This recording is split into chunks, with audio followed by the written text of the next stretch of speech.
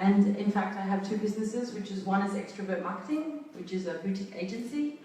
Boutique, as in no manpower, or relatively no manpower. She knows what I'm talking about. She's been in my office with the cat, you know, walking past her. So I have a home office. So yeah, so we do cover social media marketing, public relation. We create social media marketing campaign. We take care of your social media management, blah blah. Yeah, so you can move to the next slide. I'm the founder of the following, and when I mean founder, I spend a lot of time on Facebook, a bit on Instagram. One is, as I explained, is Extrovert Marketing. The other one is Desperately Seeking Bangkok, which some of you might know as DSBKK, Desperately Seeking Bangkok. DSBKK is the abbreviation. We have about 30,000+ members, and it's a network where Bangkokians, new Bangkokians, old Bangkokians, Thai, or expats can come on there and ask for anything. For example, you know, like if you want to sell your bike, or if you're looking for, someone was looking for a bear outfit, you know, all sorts of random stuff. But it's been quite successful, and it's a large network, and it's extremely active. So active, in fact, that I'm finding it very difficult to keep up with it. I have a women's group as well. I founded a women's group called Women Professionals and Entrepreneurs. I see some of you ladies out there that have been there before. Had a good time, right? Woo! So it's, as it says, it's for women who are professionals and entrepreneurs. We get together generally once every 3 or 4 months for a private event. Then we have a Bangkok Foodies, which is, as self-explanatory, foodies, basically, what does that mean? People who eat and love to eat and love to share, right? Bangkok Foodies. Lastly, this is my day job, you know, in brackets, my real job is Viva. So me and my husband, French guy, French tech, hey! Viva France! Yeah, so we opened a gourmet fine food company. We make our own foie gras, magret, which is a dry duck. We have goat cheese, fromage de chèvre, fleur de sel from Thailand. This is sounding really like a sale here. I'm so used to it, that's why. You can find us at Emporium from the 16th to the 26th, by the way. Emporium, sorry. So yeah, so that's basically the groups that I founded, and a little bit about me. I'm Australian, as I said, here for 10 years, married to a Frenchman, extremely active on social media, have a very big mouth, but I'm not that used to talking to the public, to be honest. More one-on-one. Here's some boring facts. I have to be honest, I ripped these off from my facts from my presentation about a year and a half ago, so you can just imagine how much Facebook and Instagram and social media has progressed since then. Thailand has 28 million, users grow about 53%, Thailand has 67 million people, a third of the population. So even the dude, you know, out in the paddock with his cow, or with his buffalo, you know, is taking pictures and posting it to Instagram.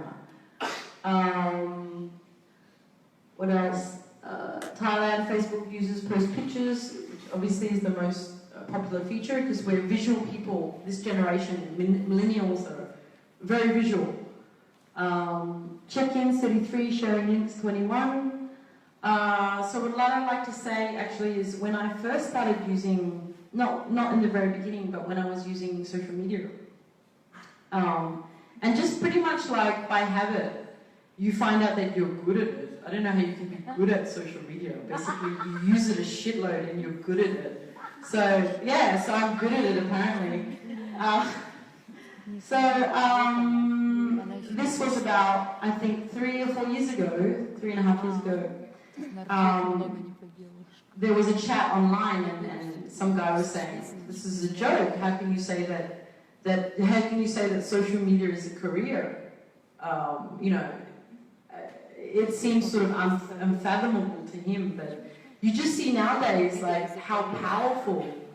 I mean, you just have to be like, for example, if you want to know someone's business, how many of you are already on Facebook? You'll instantly search their Facebook before their website.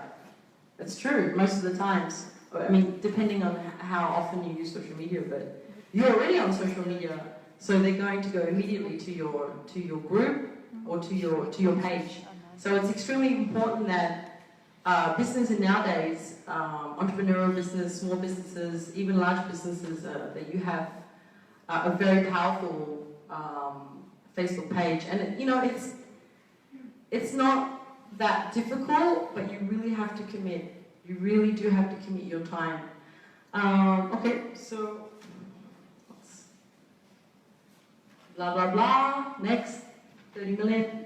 Okay, so when I'm doing my consulting, in terms of okay, so firstly, let's take a step back.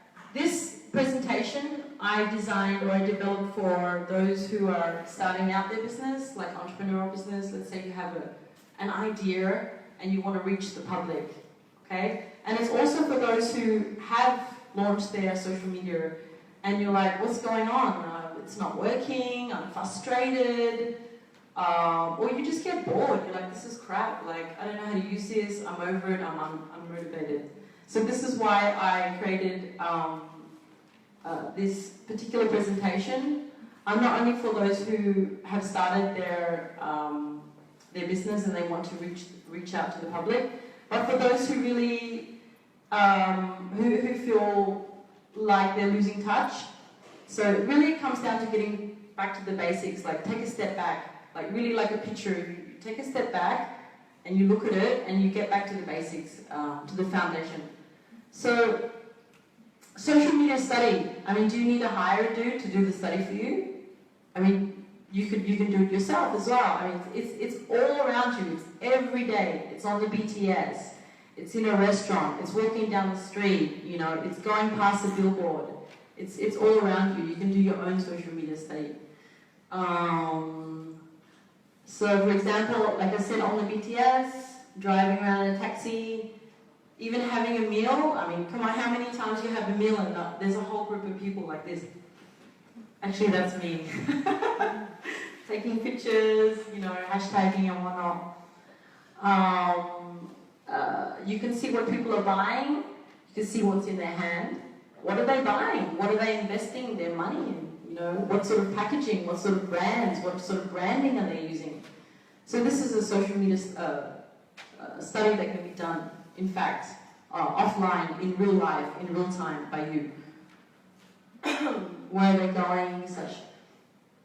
What are they liking? What are they sharing? What are they discussing? So this is online. Okay, so a little bit more about just opening your eyes, opening your ears, observation, you know, soaking in what it is that's effective, what is engaging you, in fact, and you have to think about why. And then you can take that information for yourself and say, how can I adapt this information and create my own campaign as such? So any questions at this point at all? No? Okay, we're good. So we have one. Yay! Hi. When you do marketing, my question is, I saw your presentation. It's more like offline and online. But can you tell me, like, with the proportion as a startup, or I just started my business as an entrepreneur? Should we do proportion on offline more or online more for millennials? Well, you live and you breathe this. It's online. It's offline, you know. The great thing about being offline is that you're offline. Like, you're just everyday life, walking to the restaurant, going to 7-Eleven, talking to your friend, listening to some tourists talking about, you know, about Thailand, where they like to go, what was cool. So offline, I have to say, is minimal effort. You just have to be conscious. You know, you have to be conscious about what's going on, and you have to absorb that information. In terms of offline, yeah, you have to commit online. And I have to be honest, it does interrupt your normal life at times.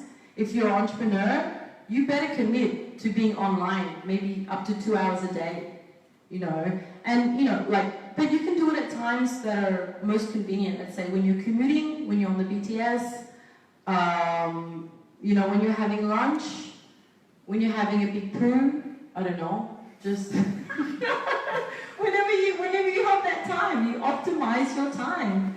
And, you know, my husband, he complains to me, you know, sometimes I'm in bed, and I'm just like, click, click, click, click, click, click, but it has to be done, you know, because the next day he's going to be like, hey Sam, you didn't promote blah, blah, blah. I'm like, hey, you know, last night at midnight I was promoting it, so, you know, that's actually not the optimal time to promote, but just to give you an example. So yeah, honestly, the effort, to answer your question, the real effort, the physical effort comes from online. That's what you have to commit to. The offline is just living your everyday life, but instead of just going la la la, like absorb the information and process it and think about how can I use this information and make a kick-ass campaign that relates to, you know, my product or my service. That's cool. Okay, so you've done your research and you're ready to go, and you open up your Facebook page and then blah, and then you go and you're like blah. Like it's so important that what's going on over there? Ah, oh, okay. So first impressions. You know, this is like an old age saying. It's absolutely true. First impressions. You got one shot to impress. Oh, that does smell good. Yeah, like I'm in the bathroom now. So think about your logo, obviously. I know it's like a no-brainer, like logo. Ooh, yeah, we know that logos are supposed to be good. No, but seriously, sometimes the logos that I've seen, which are overcomplicated, use like 8 different colors, have no relation to your business. You know, like think about a clear, concise, attractive logo. That's one example.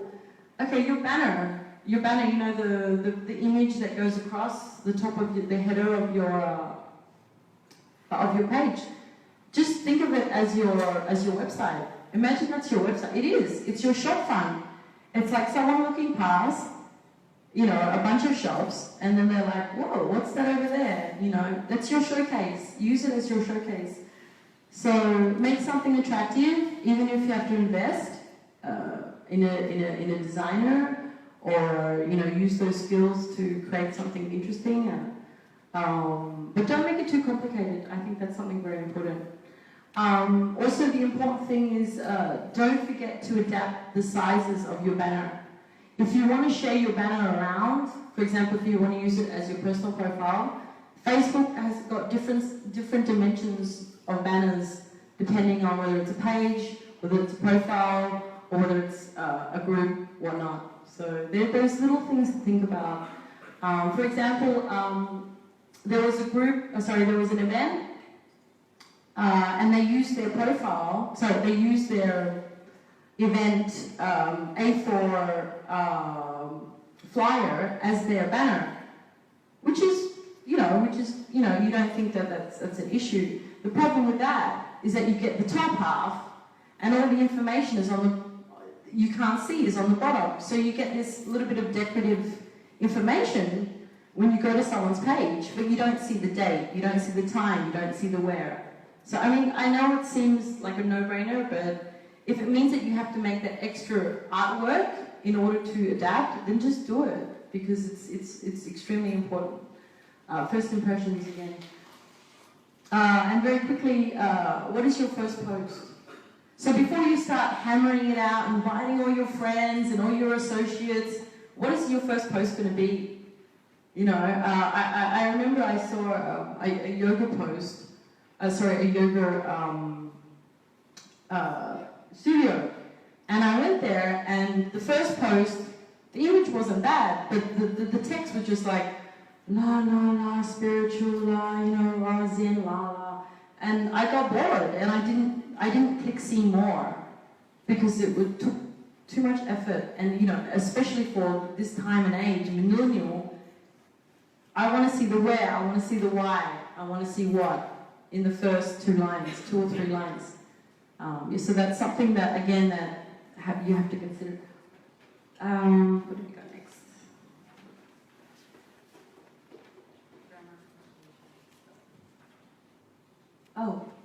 Oh yeah, this is pretty important, in fact, that's something that we tend to miss. The name of your business. Okay, you have to think about Facebook. Do we all know about tagging a business in Facebook or a page in Facebook? Nobody? Yeah. What am I doing here? No. Okay, great. So it's very important to know, to really have a good think about what your Facebook page is going to be called. Can it be as simple as apple pie? Or if you really, I mean, what is your target market? What is your demographic? Are you really focusing on Bangkok? Should it be apple pie Bangkok? Should it be apple pie Thailand? Like, when people are hashtagging you, for example, what is your hashtag? Like, all these things are extremely important. And the way that Facebook operates is that it doesn't pick up a space in a hashtag. So, for example, if it's let's say apple pie, so you go to apple, but it's such a generic word, you're going to get like thousands of apples showing up, and then once you press space, then the search is gone. So that's something to consider in terms of how do you name your Facebook page, and how when people search you on Google in terms of SEO. So these are all the things to consider. And also, if you have more than one location, you have to think in the future. Because the thing about Facebook page is now they're a little bit more flexible in terms of changing your name, but they don't always accept a name change when you go beyond a certain amount of followers. Yeah. Do we have any questions at all? Okay. Okay, so this is something that I learned being an entrepreneur. I kicked my own ass, actually. In terms of content, you know, as I said, is in terms of visual, is about, I would say, 75% of social media is visual. Almost like location, you know, for the agencies. It's the same thing, visual. So as an entrepreneur, I know a lot of us, we have a limited budget. So what do? So first of all, you have to think about, what can I do? What are my skills? Am I good at writing? Photoshop, photography? Do I have a decent camera, phone camera? If not, invest in one. Design, do I have some design skills that I can optimize? Account management, you know, if you're good at, you know, using the computer and the back end and whatnot. And your time, of course, like what we discussed before. And that's when you freak out and you go, crap, I can't do that stuff. So what can I learn? And if you're really serious about being successful as an entrepreneur and with a limited budget, you have to learn stuff. So here are some things on the market that we can in fact learn ourselves or obtain for free. There's some incredible apps on that are available that you can use to make your pictures and your food look absolutely delicious, or whatever it is you're designing, clothes or earrings or whatnot. Watermark apps. I think particularly when you're branding, it's important to have your watermark on images. No, maybe not every image, but when people go through your album or you share your album and they see your watermark. It's as simple as that. And although they don't consciously absorb the information, but it's here. And they see the brand and they might be just like, la la, one day, and you say, oh, I'm so-and-so, and they say, oh, I saw that somewhere, you know? So it's all the planting the seed.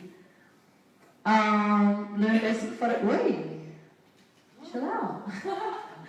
I just have to touch on, because I'm sorry I didn't mention, I'm a writer as well, so I'm a freelance writer. I write for different magazines in English around Bangkok, and I have to say, like, writing is having good copy is extremely important, because I don't know if you guys notice, but when you see text that's written extremely badly, and even if it's Thai English is all warped and the grammar is bad and the spelling is awful, immediately you're put off. You're just like, this is unprofessional. So it's important that not only visually, but your text is looking good as well. And you can always ask friends, and you can look at other examples, and you can learn from that. Did you put in that typo? Yes, it's crap. It's crap. There's a typo. I did that on purpose. I said I was waiting for someone to notice. Actually, that's my designer. She's an awful speller. Does anyone have any questions for now at all? Anything that they want to ask?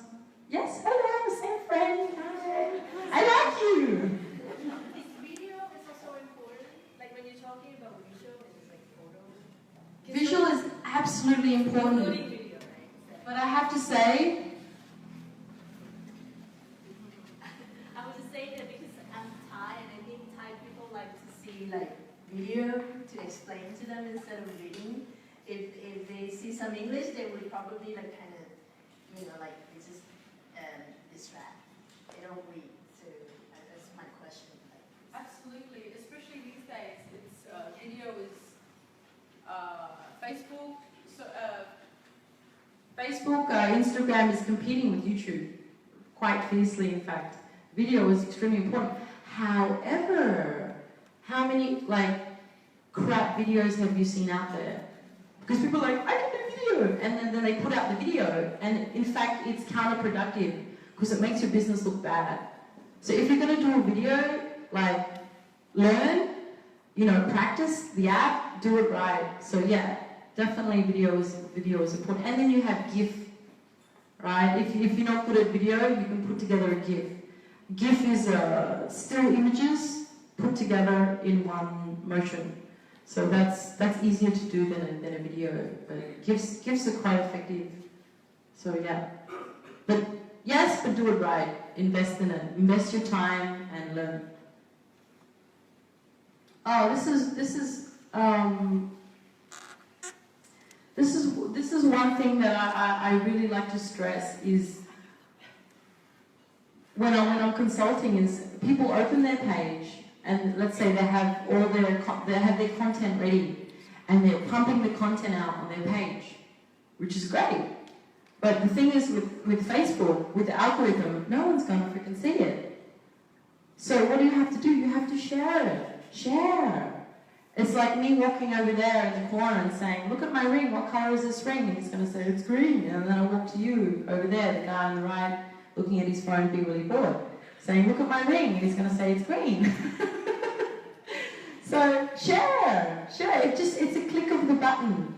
However, be smart. For example, if you're a real estate agent and you're sharing property on a post for fashion, that's bad on you. So be smart about it. Don't just share for the sake of sharing. Be smart about where you're sharing. Because I like to say, give people what they want. Give them what they want. If they're on a group or a page, they're there for a reason why they've liked it or why they're following. So don't shove crap in their face. I'm not crap, but give them what they want. So there's tag your friends. Your colleagues, don't annoy them too much because that happens with me quite often. I tend to get a little overzealous and over-tag, overshare, but you'll learn a healthy balance over time. Send out press releases. So whether or not you have a large network of media or press followers, the ones that you do know, share, make a press release. A press release is basically a document they'll give you a call and they'll say, hey, I want to interview you. Or we want to mention your product or your service. But you know, how are they going to know unless you put it out there, unless you send them an email? Email. Flyers. I know it's not very PC in terms of saving the earth, but it can be very useful to have flyers, or when you're at events, even when you're talking to friends, and you give them a flyer and say, hey, this is what I'm doing. Like, oh, cool, I might have someone who's interested in that, and you know, share. And in terms of groups and forums, it's very interesting to go on these forums. For starters, Desperately Seeking Bangkok. 30,000 people on there asking for services or products. Who are you going to refer? Yourself. 5 minutes. Get professional help. So we can skip past that. Manage. So as I discussed previously, feed your account with great content and regularly. Because if I look at your Facebook page or your Instagram and it's been inactive for a long period of time, that gives me a bad impression. So just, you know, whenever you have a small amount of time, take a picture, put it up there, hashtag it, whatnot. Follow up. Just quickly, I'd like to go back to follow up very quickly. I don't know if you guys have noticed, but after you've checked into, after you check in somewhere, Facebook will ask you, would you like to review that place? That's scary. So really think long and hard about customer feedback and how you service your customer. This is pretty self-explanatory, you know, the back end. And this is something that's really important as well, is to participate. So those who you're associated with, or you can go out there and actively seek people who can collaborate with you. For example, wine. If you have a wine company with a cheese company, get together, have an event, have a party, because basically that's two networks. So you're accessing their network and they're accessing your network. Boom, just like that. So that's pretty important. And is that it? And that's just the summary. Back to basics, get started, take control, and stand up. That's it.